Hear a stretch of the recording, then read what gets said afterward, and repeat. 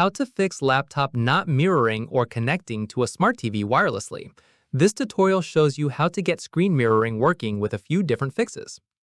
First, make sure both your laptop and TV are connected to the same Wi-Fi network. After that, on your TV, open its screen mirroring or Smart View app and set it to waiting mode. From there, on your laptop, click the Start button. At this point, click Settings, then click System. Click Display. In the next step, scroll down and click Multiple Displays.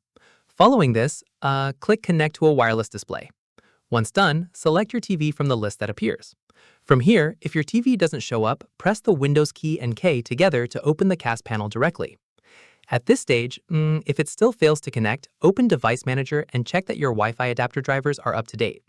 Keep in mind, older laptops without Miracast support won't be able to mirror wirelessly no matter what settings are changed, so check your laptop's Miracast compatibility first if nothing works.